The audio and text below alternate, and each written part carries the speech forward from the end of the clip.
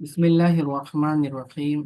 हमारा बाब चल रहा है मराबहा और तौलिया का। मराबहा के ताल्लुक से बतलाया था कि बाय बेचते वक्त अपनी उस कीमत का जिक्र करता है जिस पर उसने उस चीज़ को ख़रीदा था, यानी कि मबिया को ख़रीदा था, और साथ ही साथ अपने नफ़े का भी जिक्र करता है। मिसाल के तौर पर अगर उसने कपड़ा ख़रीदा था 1,000 रुपये में, तो वो कहेगा कि मैंने 1,000 रुपये में कपड़ा ख़रीदा और इसके ऊपर नफ़ा मैं 100 रुपये ले रहा हूँ। तो अगर इस तरह वो करता है तो इसे मराबहा कहते हैं। और तौलिया में क्या होता है, असल कीमत जिस पर उसने खरीदा था उसी पर बेचता है, नो प्रॉफिट नो लॉस के बेसिस पर, ना नफा ना नुकसान। 1,000 में खरीदा तो 1,000 में बेच रहा है, इसे तौलिया कहते हैं। और ये दोनों शरीयत के नजदीक जायज हैं। अब इसमें मसाइल का जिक्र चल रहा था, तो इसमें हमने बतलाया कि अगर आप मराबहा कर रहे हों और साथ ही साथ आपको उस प्रोडक्ट के रिगार्डिंग दूसरे एक्सपेंसेस दूसरे एक्सपेंसेस आपको बेयर करने पड़े थे। मिसाल के तौर पर अगर कपड़ा था तो उसको ट्रांसपोर्टेशन का खर्च है उसका, उसकी फिर उसके बाद ये सिलाई वगैरह का खर्च है, ये कटिंग वगैरह का खर्च है, या फिर उस पर बेल बूटे वगैरह बनाने का एम्ब्रॉयडरी का खर्च है, या उसको लेस वगैरह लगाना है। गर्ज ये कि जितने भी अदर एक्सपेंसेस इसके साथ होते हैं, तो क्या आप रअसुल माल के साथ वो वैल्यू को, वो एक्सपेंसेस को ऐड कर सकते हैं या नहीं कर सकते हैं? तो बतलाया था हाँ आप कर सकते हैं। रअसुल माल का मतलब कैपिटल अमाउंट, यानी original purchase price, purchasing price. तो 1,000 रुपये में कपड़ा खरीदा था, उसके ऊपर वो सारे एक्सपेंसेस का रंग रंग करना, बेल बूटे बनाना वगैरह का आपको पड़ा, उसके ऊपर आपने 500 रुपये और बढ़ा दिए। तो आप, अगर आप बेच रहे हो और मराबिहा करना है, तो आपको तो ओरिजिनल अमाउंट बतानी पड़ती है और फिर साथ ही साथ मुनाफा भी बताना पड़ता है। तो अगर आप ये कहेंगे कि ये चीज मुझे 1,500 में पड़ी है और मैं आपको 1,600 में दे रहा हूँ, यानी कि 100 का मुनाफा ले रहा हूँ, तो फिर तो ये जायज है, क्योंकि आपने असल कीमत के अंदर बाकी एक्सपेंसेस को मिलाया तो सही, लेकिन आपने ये नहीं कहा कि मैंने इतने में चीज खरीदी। आप अगर ये कहते कि मैंने वो चीज 1,500 में खरीदी है, तो फिर तो ये झूठ हो जाता। लेकिन यहाँ पर आपने इस तरह नहीं कहना, एक्सपेंसेस को अगर ऐड कर दिया ओरिजिनल प्राइस के अंदर, तो आप कहेंगे कि ये चीज मुझे इतने में पड़ी है। ठीक है। फिर ये बतलाया था कि अगर मुश्तरी को बाए की खयानत का पता चला मुराबहा के अंदर, तो फिर उसे इख्तियार मिलेगा, चाहे तो वो पूरी कीमत देकर ले ले, चाहे तो फिर वो बै को फसख कर दे। और अगर तौलिया के अंदर उसे खयानत का पता चला बाई की तरफ से, तो क्या कहते हैं, मुश्तरी उतनी कीमत कम कर देगा जितनी की खयानत का उसका इल्म हुआ। यानी अगर उसे तौलिया के अंदर बाई ने ये कहा था कि मैंने कपड़ा 1,000 में खरीदा है, हालांकि उसने वो कपड़ा 500 रुपये में खरीदा था, तो ऐसी सूरत में मुश्तरी को खरीदने के बाद, पता चलने के बाद, वो 500 की वसूली करेगा। किससे? बाय से। वकाल अबू यूसुफ, और इमाम अबू यूसुफ रहिमहुल्लाह फरमाते हैं, यखुत्तु फीहिमा, के उन दोनों के अंदर कीमत कम की जाएगी, यानी कि मुराबहा और तौलिया दोनों के अंदर। ये इमाम अबू यूसुफ का मौक़िफ़ है। वकाल मोहम्मद, और इमाम मोहम्मद फरमाते कि ला यखुत्तु फीहिमा, के उन दोनों के अंदर किसी में से भी कीमत कम नहीं की जाती। पहला जो मसला बतलाया था वो इमाम आजम अबू हनीफा रहमहुल्लाह का फतवा था। दोनों के अपने अपने दलायल हैं, हम उन दलायल की तरफ नहीं जाते, अब आगे मसाइल की तरफ आते हैं। वमन इश्तरा शैअन मिम्मा वमन इश्तरा शैअन मिम्मा युनक़लु व युहव्वलु लम यजुज लहु बैउहु हत्ता यक़बिज़हु। अब यहाँ से अ, जिस मसले के बारे में बयान कर रहे हैं वो कब्जे का मसला है। यानी कि क्या मबीए के ऊपर कब्जे से कबल, कब्जा करने से पहले, उसको अपनी कस्टडी में लेने से पहले उस पर तसर्रुफ करना जायज है कि नहीं जायज है? तो इसके अंदर दो तरह की चीजों का फर्क लाएंगे। एक मनकूली चीज है, दूसरी गैर मनकूली चीज। मनकूली किसे कहते हैं? जिसका नकल करना मुमकिन हो। नकल कहते हैं एक जगह से दूसरी जगह ले जाना। اگر کوئی ایسی چیز ہے جس کو ٹرانسفر کیا جا سکتا ہے، ٹرانسپورٹ کیا جا سکتا ہے، ایک جگہ سے دوسری جگہ لے جایا جا سکتا ہے، تو اسے منقولی چیز کہتے ہیں۔ جیسے کہ کھانا ہو گیا، اناج ہو گیا، کپڑا ہے، ایک مقام سے دوسرے مقام آپ اس کو لے جا سکتے ہیں۔ لیکن غیر منقولی چیزیں ایسی ہوتی ہیں کہ جنہیں آپ جو ہے ٹرانسفر نہیں کر سکتے، ایک جگہ سے دوسری جگہ نہیں لے جا سکتے۔ مثال کے طور پر آپ نے پلاٹ خریدا یا فلیٹ خریدا یا گھر خریدا یا کنواں خریدا یا کھیت خریدا، تو یہ ایک ایسی چیز ہے کہ جو آپ ایک جگہ سے دوسری جگہ نہیں لے جا سکتے، تو اسے غیر منقولی کہا جاتا ہے۔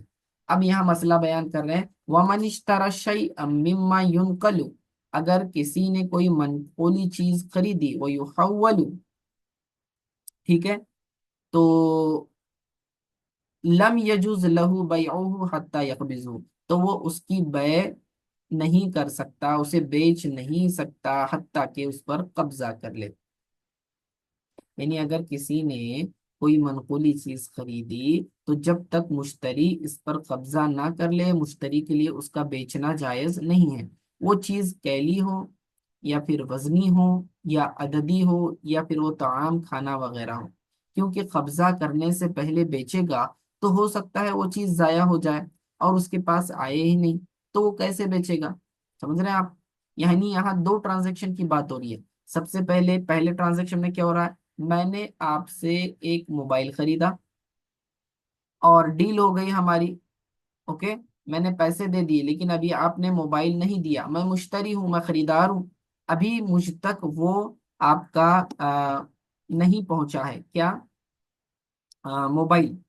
لیکن تب تک میں کسی اور دوسرے فرینڈ کے ساتھ ڈیل کر دیتا ہوں، میں کہتا ہوں کہ میں نے دوسرے دوست سے ایک موبائل خریدا ہے، وہ آپ کو میں بیچتا ہوں، تو کیا اس طرح کرنا جائز ہے؟ کہتے ہیں نہیں جائز، ابھی تک آپ کو پہلا والا قبضہ ملا ہی نہیں، جب تک وہ چیز آپ کے قبضے میں نہ ہو آپ اس کو بیچ نہیں سکتے۔ کیا وجہ ہے کیوں آگے بیچ نہیں سکتے؟ وجہ یہ ہے کہ جو پہلی والے سے آپ نے ڈیل کی تھی ابھی اس نے وہ پروڈکٹ دیا نہیں، ہو سکتا ہے کہ وہ ڈیمیج ہو جائے اور ٹوٹ وغیرہ جائے یا چوری ہو جائے، تو اس طرح پھر آگے والے کو بیچنا ممکن نہیں ہوگا اور یہ بے کے اندر دھوکا ہو جائے گا، اور دھوکا تو جائز نہیں ہے، کیونکہ اس کے اندر آقا علیہ الصلوۃ والسلام کا قول علی انہ علیہ السلام نہا عن بیع ما لم یقبض، کہ آپ علیہ الصلوۃ والسلام نے اس چیز کو بیچنے سے منع فرمایا جس پر قبضہ نہیں ہے۔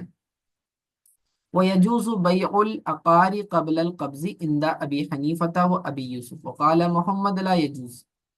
اب یہاں مسئلہ بیان کر رہے ہیں کہ جو غیر منقولی چیزیں، عقار کہتے ہیں یہ زمین وغیرہ کو، زمین گھر وغیرہ کو عقار کہتے ہیں جو غیر منقولی ہوتی ہے، تو اگر کوئی شخص عقار کی بے کرتا ہے، زمین پلاٹ وغیرہ قبضے سے قبل، تو امام ابو یوسف اور امام ابو حنیفہ رحمہم اللہ یہ دونوں کہتے ہیں کہ یہ جائز ہے، لیکن امام محمد کہتے ہیں کہ جائز نہیں ہے۔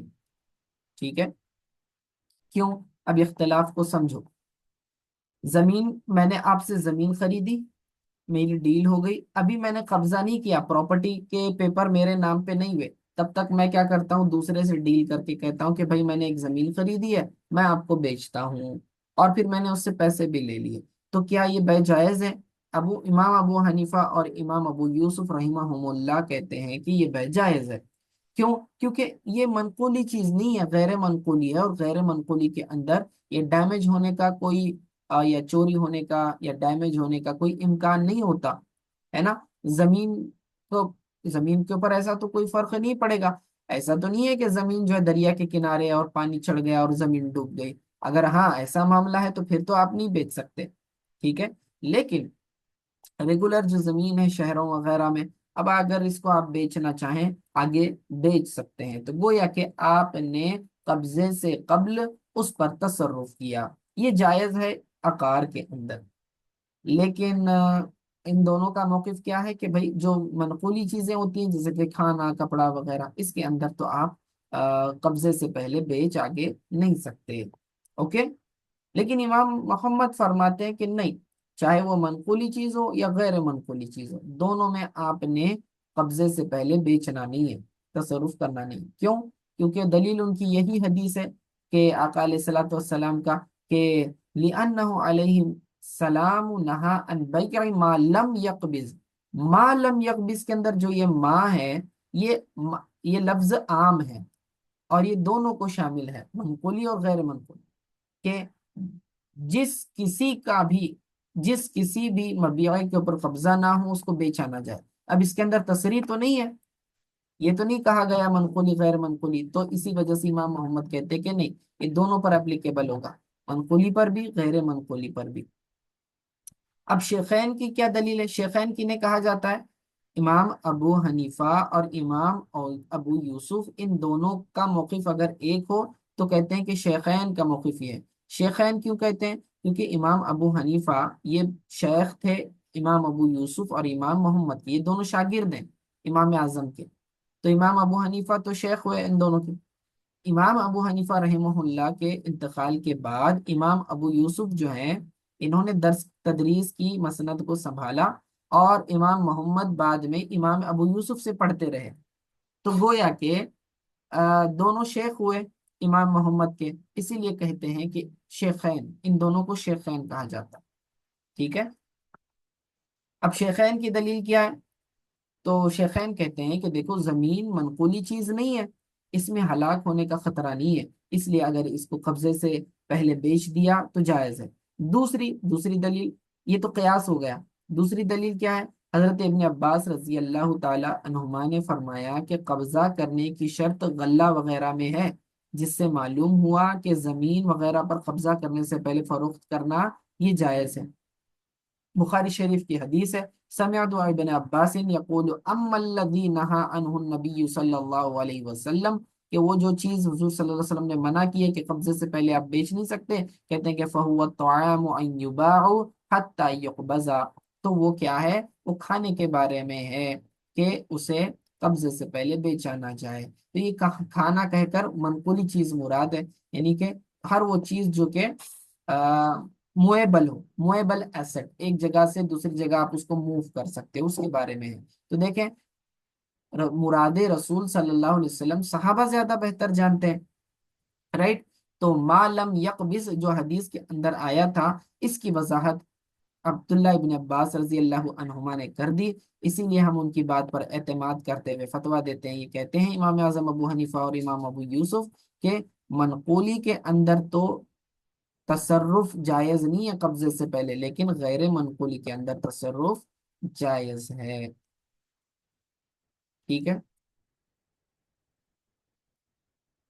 वमन इश्तरा मकीलन मकाइलतन अव मौजूनन मवाजनतन फक्तालहु अव तजानहु सुम्मा बाअहु मकाइलतन अव मवाजनतन लम यजुज लिलमुश्तरी मिनहु अन यबीअह वला अन यअकुलह हत्ता युईद अल कैला वल वजना। अब क्या कह रहे हैं?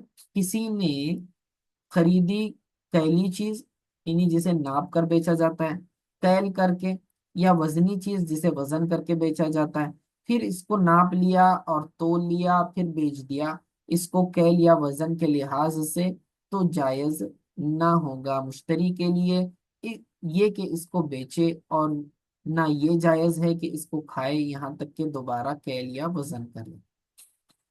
अब मसला समझे। कहते हैं कि अगर किसी आदमी ने कोई मकीली चीज जैसे कि गेहूं, चावल या जौ कैल करने की शर्त के साथ खरीदी, शर्त लगा दी कि भाई तुम इसको मुझे तोल कर दोगे या माप के दोगे। मसलन ये कहा कि मैंने ये गेहूं 100 रुपये के बदले में खरीदे, इस शर्त के साथ कि ये 10 किलो हैं। ठीक है। उसने क्या कहा, बेचने वाले ने, खरीदने वाले ने क्या कहा कि मैंने ये गेहूं खरीदे हैं, समझ लें कि 100 रुपये में, इस शर्त के साथ कि ये 10 किलो हैं। या फिर कोई वजनी चीजें, मसलन दिरहम, दीनार या लोहा, वजन की शर्त के साथ खरीदा। मसलन ये लोहा 10 मन है, मैं तुमसे 1000 रुपये में खरीदता हूँ। फिर मुश्तरी ने इस मकीनी चीज को कैल करके और मौजूनी चीज को वजन करके ले लिया। फिर मबीआ पर कब्जा करने के बाद मुश्तरी ने इसको कैल या वजन की शर्त के साथ फरोख्त कर दिया। तो दूसरा जो मुश्तरी है, सेकंड वाला जो कस्टमर है, اس کو مبیعے میں تصرف کرنے کی اجازت نہیں ہے، یہاں تک کہ مشتری جو سیکنڈ والا ہے وہ بھی کیل کر لے یا وزن کر لے، یعنی ڈبل سے اس کو تولے۔ چنانچہ دوسرا مشتری اگر کیل کیے بغیر یا وزن کیے بغیر آگے بیچتا ہے تو اس کو ایسا کرنا جائز نہیں ہے، نہ ہی وہ بیچ سکتا ہے نہ ہی اسے کھا سکتا ہے۔ تو خلاصہ یہ ہوا کہ پہلے مشتری نے اپنے لیے کیل یا وزن کر لیا، تو مشتری ثانی کو، دوسرے مشتری کو بھی اپنے لیے الگ سے کیل اور وزن کرنا پڑے گا۔ پہلی ڈیل میری آپ کے ساتھ ہوئی، میں نے تول کے چیز لے لی آپ کے پاس سے، مثال کے طور پر میں نے 5 کلو چاول آپ سے خرید کے لے لیے، ٹھیک ہے۔ اور یہ دوسرا والا جو مشتری ہے، اب اس نے مجھ سے خریدا 5 کلو، میں کہتا ہوں کہ میں نے یہ کیل کی شرط کے ساتھ 5 کلو، سوری، ہاں میں نے 5 کلو یہ ہے وزن کر کے لیے ہیں۔ اب دوسرا مشتری ڈائریکٹلی جو ہے آگے نہیں بیچے گا اس کو، بلکہ یہ دوسرا مشتری بھی کیا کرے گا، وزن کر کے ہی لے گا۔ میں نے میرے لیے وزن کیا تھا، لیکن اب دوسرے مشتری کو جب میں بیچوں گا تو دوسرے مشتری کی ذمہ داری ہے کہ وہ بھی وزن کر کے لے لے صرف، ورنہ بعد میں اگر کم زیادہ نکلے گا تو پھر جھگڑا پیدا ہو جائے گا، وہ کہے گا کہ بھائی تم نے مجھے 5 کلو دیے ہی نہیں، میں تو کہوں گا کہ میں نے تو تول کے لیا تھا، دوسرا مشتری کہے گا کہ نہیں تم نے تو مجھے تول کے دیا نہیں، جھگڑا پیدا ہو سکتا ہے، تو پھر یہ اس طرح نہ کیا جائے۔ وَالتصرف فی الثمن قبل القبض جائز، اور کہتے ہیں کہ تصرف کرنا سمن میں قبضے سے پہلے جائز ہے۔ قبضے سے پہلے سمن کے اندر تصرف کرنے کا کیا حکم ہے؟ سمن، سمن کسے کہتے ہیں؟ یعنی وہ جو پیسے آپ بدلے میں دے رہے ہو اس چیز کے، وہ سمن کہلائیں گے۔ مثال کے طور پر 5 کلو چاول میں نے آپ سے خریدے، بدلے میں آپ کو کیا دے رہا ہوں، 500 روپئے دے رہا ہوں، تو یہ 500 روپئے سمن کہلائیں گے۔ اب یہ کہہ رہے ہیں کہ قبضے سے پہلے سمن کے اندر تصرف جائز ہے۔ مثال کے طور پر میرے پاس جو تھے 500 روپئے کا نوٹ تھا، ٹھیک ہے، 500 روپئے کا نوٹ تھا، اور اس کے بعد یہ، ہاں 500 روپئے کا نوٹ تھا۔ اب میں نے کہا کہ بھائی میں نے اس 500 روپئے کے بدلے میں آپ سے 5 کلو چاول خریدے، تو سامنے والے نے کہا، بائے نے، کہ ہاں میں نے بھیج دیا، اب اس نے پیک بھی کر دیا۔ ابھی میں نے وہ 500 روپئے بائے کے قبضے میں نہیں دیے، وہ دینے سے پہلے پھر مجھے خیال آیا بھائی مجھے کیش کی ضرورت ہے، ایک کام کرتا ہوں یہ میں پیسے رکھ لیتا ہوں اور میں آپ کو آن لائن پیمنٹ کر دیتا ہوں۔ اب میں نے وہ اسکین کر کے اس کو آن لائن پیمنٹ کر دیا، تو کیا ایسا کرنا جائز ہے؟ کیونکہ پہلے جب بات ہوئی تو اس نے کہا تھا کہ میں ان 500 روپئے کے بدلے بیچ رہا ہوں، اور وہ نوٹ آپ نے بتلائی تھی، تو جو ڈیل ہوئی تھی اوریجنل اس کے اندر تو آپ نے کیش بتلایا، اب جو ہے آپ آن لائن پیمنٹ کر رہے ہو، تو گویا کہ آپ نے سمن کے اندر قبضے سے پہلے تصرف کیا۔ ابھی آپ نے قبضہ بائے کو دیا نہیں تھا، اس سے پہلے تصرف کرے، تو کیا کہ یہ جائز ہے؟ کہتے ہیں کہ یہ جائز ہے، اس طرح کرنا یہ جائز ہے، کیونکہ سمن اصل میں قیمت اس کے اندر اصل ہوتی ہے۔ اب چاہے آپ آن لائن دے دیں، نوٹ دے دیں، یا 500 روپئے کے نوٹ کے بدلے 100 کے اور 5 نوٹ دے دیں، تو یہ ساری صورتیں جائز ہیں، کیونکہ کسی بھی طریقے سے بائے کو وہ قیمت کا پہنچنا ضروری ہے، اور وہ پہنچ گئی، مقصد پورا ہو گیا، تو پھر یہ تو جائز ہوگا۔ وَيَجُوزُ لِلْمُشْتَرِي أَن يَزِيدَ الْبَائِعَ فِي الثَّمَنِ، اور کہتے ہیں کہ یہ جائز ہے مشتری کے لیے کہ وہ بائے کی ثمن پر زیادتی کرے، یعنی کہ اس کو بڑھائے، یعنی بائے، ابھی مثال کے طور پر بعض اوقات کیا ہوتا ہے، احساناً آدمی کیا کرتا ہے، کچھ قیمت زیادہ دیتا ہے۔ ایک غریب آپ نے دیکھا بیچارہ، بہت بوڑھا غریب معذور شخص ہے، اور پھلوں کا ٹکڑا لے کر بیٹھا ہے اور بیچ رہا ہے۔ اب آپ مشتری ہیں، آپ دیکھتے ہیں کہ بھئی وہ سیب بیچ رہا ہے، کیسے دیے، 100 روپئے کلو۔ اب آپ کا دل چاہا کہ میں کچھ پیسے اس کے زیادہ دے دوں تاکہ اس کا نفع ہو جائے، تو آپ کیا کہتے ہو، اس کو 120 روپئے دے دیتے ہو، تو مشتری اپنی طرف سے 100 پیسے بڑھاتا ہے، تو یہ جائز ہے، اس میں بائے کا فائدہ ہوگا۔ وَيَجُوزُ لِلْبَائِعِ أَن يَزِيدَ فِي الْمَبِيعِ، اور کہتے ہیں کہ بائے کے لیے بھی یہ جائز ہے کہ وہ مبیع کے اندر زیادہ زیادہ کر دے۔ بعض اوقات رمضان ہوتا ہے، آپ فروٹ خریدنے جاتے ہیں اور فروٹ خریدتے ہیں، تو مثال کے طور پر آپ انگور خرید رہے ہیں بائے سے، اور بائے دیکھتا ہے کہ بھائی خریدار مسلمان آیا ہے، تو وہ کیا کرتا ہے، بعض اوقات اپنی طرف سے تھوڑے سے انگور زیادہ ڈال دیتا ہے، بھئی یہ روزے دار ہیں تو اپنی طرف سے بات ہوئی تھی 1 کلو انگور کی، لیکن اس نے 1.25 کلو انگور آپ کو دے دیے، ایکسٹرا اپنی طرف سے ڈال دیا، حالانکہ قیمت اس نے اتنی ہی لی لیکن مبیعے کو بڑھا دیا، ڈیل ہوئی تھی 1 کلو کی لیکن بعد میں اس نے زیادہ دے دیا، تو یہ ایسا کرنا بائیں کے لیے بھی جائز ہے احساناً، تو یہ بھی درست ہے کہہ رہے ہیں۔ وَيَجُوزُ أَن يَحُطَّ مِنَ الثَّمَنِ وَيَتَعَلَّقُ الْإِسْتِحْقَاقُ بِجَمِيعِ ذَلِكَ۔ ٹھیک ہے، ہاں، اور اگر، اور یہ جائز ہے بائیں کے لیے کہ وہ سمن کو کم کر دے ڈیل ہونے کے بعد، پہلے تو اس نے 1 کلو انگور کہے اور 100 روپये کلو کہا، پھر جب آپ 100 روپये نکالنے گئے تو دیکھا آپ کے پاس صرف 80 روپये ہیں، تو بھائی کہتا ہے اچھا چلو لاؤ بھائی 80 روپये ہی دے دو، آپ یہ انگور لے لو، تو اپنی طرف سے وہ بعد میں قیمت بھی کم کرتا ہے تو بھی جائز ہے، ٹھیک ہے، یا تو وہ مبیعے کو بڑھا دے تو جائز، یا پھر سمن کو کم کر دے اپنی طرف سے تو بھی جائز، ٹھیک ہے، لیکن مشتری سمن کو کم نہیں کر سکتا، سمن کو بڑھا تو سکتا ہے، مشتری کم نہیں کر سکتا، یعنی کہ ایک بار ڈیل ہو گئی 100 روپये کلو، بعد میں کہتا ہے کہ نہیں 80 روپے لے لو، تو اس طرح نہیں چلے گا کیونکہ ڈیل 100 کی ہوگی تو 100 آپ کو دینے پڑیں گے۔ ہوں، ومن باع بثمن حال ثم اجله اجلا معلوما صار مؤجلا۔ جی، اور جس نے بیچی کوئی چیز، حال کا مطلب ہوتا ہے امیڈیٹلی، فوری، نقد آپ نے بیچی فوری ثمن کے ساتھ، پھر اس کو مہلت دے دی میعاد معین کر کے، تو یہ میعادی ہو جائے گی۔ آپ کسی سے خرید رہے تھے کوئی چیز، ٹھیک ہے، آپ مثال کے طور پر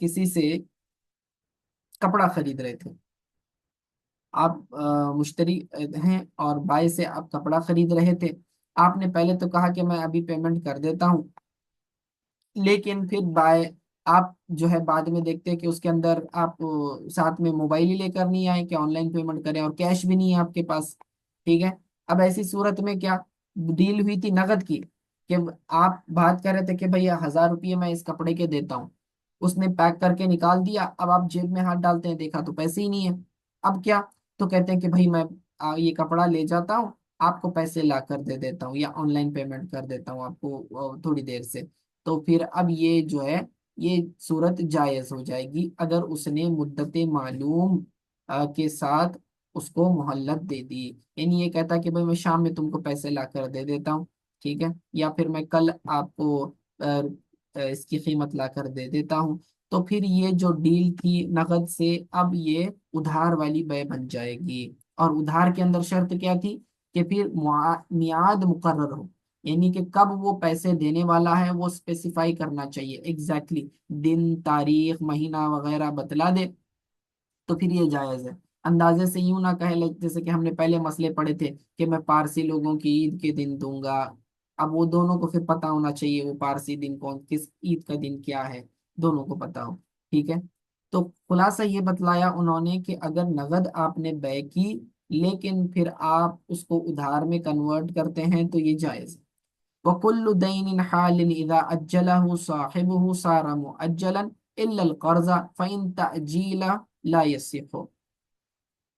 ٹھیک ہے، تو کہتے ہیں کہ ہر وہ دین جو فوری ہو، جس کا جب اس کا مالک اس کو مؤخر کر دے تو مؤخر ہو جائے گا، مگر قرض کے اس کی تاخیر صحیح نہیں ہے۔ اب یہاں مسئلہ یہ ہے کہ قرض اور دین میں فرق یہ ہے کہ قرض وہ مال کہلاتا ہے جو آدمی اپنے اموال سے جدا کر کے دوسرے کو نفع اٹھانے کی غرض سے دے دے، اور دین وہ مال کہلاتا ہے جو ذمے میں واجب ہو، وہ عقد کی وجہ سے ہو یا عقد کسی چیز کی ہلاک ہونے کی وجہ سے ہو، تو یہ جو ہے دین ہو جاتا ہے اس کے ذمے میں۔ اب مسئلہ یہ ہے کہ مبیع کی قیمت مشتری پر فوری ہو اور اس کو ڈیلے کر دیا تو پھر وہ ادھار والی بے ہو جائے گی، اب بائے تاریخ سے پہلے لینا چاہے تو نہیں لے سکتا کیونکہ دین صاحب دین کا حق ہے، وہ اپنے حق کو بالکلیہ ساقط بھی کر سکتا ہے، ٹھیک ہے، یا پھر وہ جو جس نے دین لیا ہے، قرض لیا، اس کی سہولت کے پیش نظر جو ہے مدت کو بڑھا بھی سکتا ہے۔ لیکن ہمارے نزدیک اگر قرض ادا کرنے کے لیے کوئی تاریخ متعین کی تو یہ درست نہیں ہے، بلکہ میعاد مقرر کرنے کے بعد قرض جو قرض دار ہوتا ہے، قرض دار سے فوری مطالبہ کر سکتا ہے، کیونکہ قرض شروع سے ہی تبرع اور احسان ہے، اس لیے جب چاہے قرض دینے والا واپس کر سکتا ہے، البتہ تاریخ پر لے تو بہتر ہے۔ ٹھیک ہے، تو یہ دونوں میں فرق بتلایا کہ ایک ادھار والی بے کر دی اور اس کے اندر مال کو آپ نے ایک مقررہ مدت تک دینا ہے، ایک مقررہ مدت کے بعد آپ نے اس مال کو دینا ہے، تو اگر آپ اس سے پہلے دیتے ہیں تو بھی درست ہے۔ ٹھیک ہے، اور اگر وہ مشتری جو ہے ڈیمانڈ کرتا ہے پہلے تو بھی درست ہے، لیکن قرض کے اندر ایسا نہیں ہے کہتے ہیں۔ انشاءاللہ قرض کے جو مسائل آئیں گے اس کے اندر ہم تفصیلی اس کا ذکر کریں گے۔ تو یہاں پر ہمارا جو مرابحہ اور تولیہ کا باب ہے یہ ختم ہو جاتا ہے۔ اب اس کے بعد یہاں سے بہت ہی امپورٹنٹ چیپٹر شروع ہو رہا ہے، وہ ہے ربا کا، سود کا۔ انشاءاللہ پھر ہم اس کو اگلے درس میں شامل کریں گے۔ السلام علیکم ورحمۃ اللہ۔